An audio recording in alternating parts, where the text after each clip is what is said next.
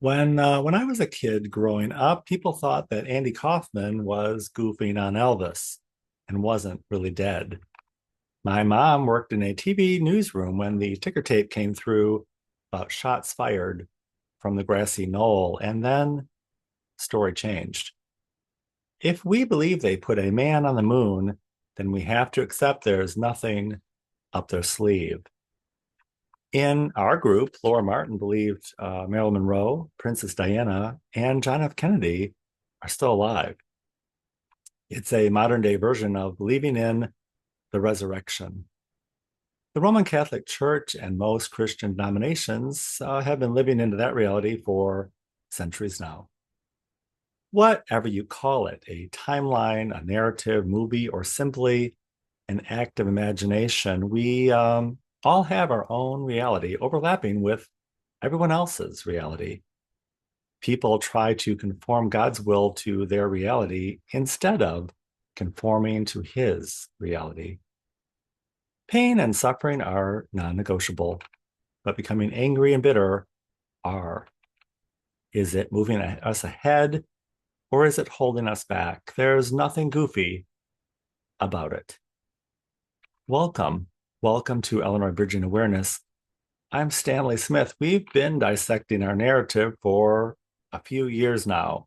The pandemic was a major interruption. Telling people to get over it, move on, and let it go can be very dismissive, but that's kind of where we are right now. We sense something was wrong, perhaps a great fraud perpetrated for money, but that's how the world operates. Let civil authorities clean up the mess and do their job so we can move on with our lives.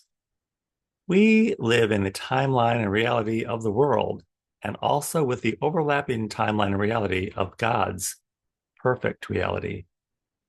It can be a place where people are still alive and no one is actually dead. It's useful if it moves us along in our movie. Otherwise, we're just conflating our will with God's will. It's a mistake that moves us forward, but it can also hold us back. Secular humanism made the mistake of thinking our ways are better than God's ways, and that the reality of the world is the only timeline worth living in.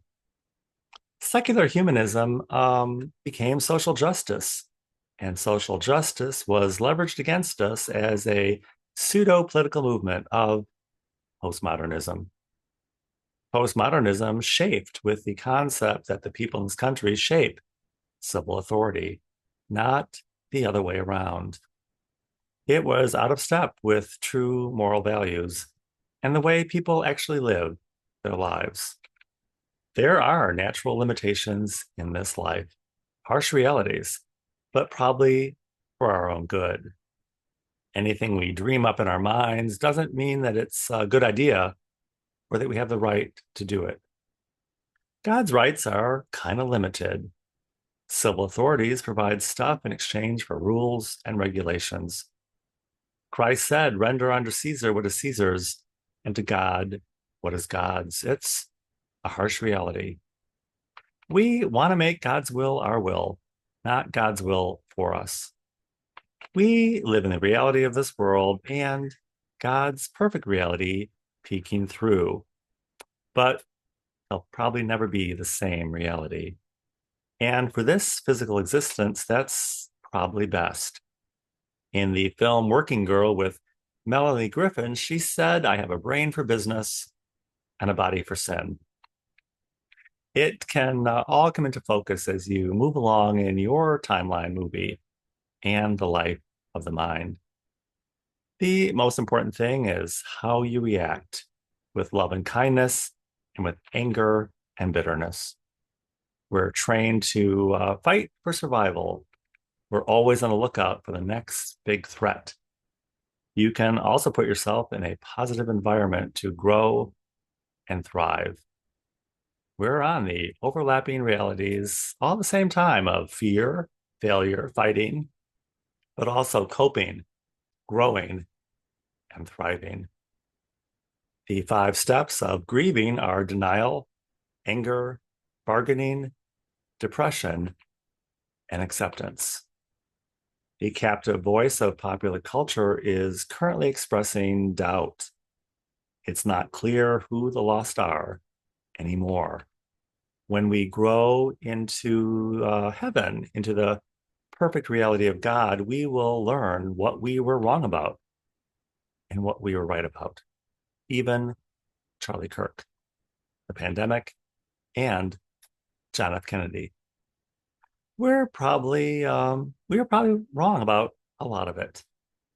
Noted Hebrew scholar Amy Jill Levin says that Mary Magdalene she'd be okay with people mistakenly thinking she was a prostitute if it helps people move closer to God. God doesn't need to build a highway in the desert to get to us because he's far away. It's because we're the ones who are far away. In the Hindu tradition, they have the concept of the personal mantra. Find something really good, an example of kindness, love, and mercy that speaks to you in the world right now. Let it really burn into your brain. Meditate on it and perv out on it, even obsess on it. Change one small thing in your life that brings you joy and brings joy to others. Whatever is right in front of you, and it will change the world. There's nothing goofy about it. If you would like to join us at Illinois Bridging Awareness, the Saturday call is every Saturday at 9 a.m. Central Time on Zoom. I will include my email in the description of this video. Be happy to send you an invitation. And I look forward to seeing you very, very soon.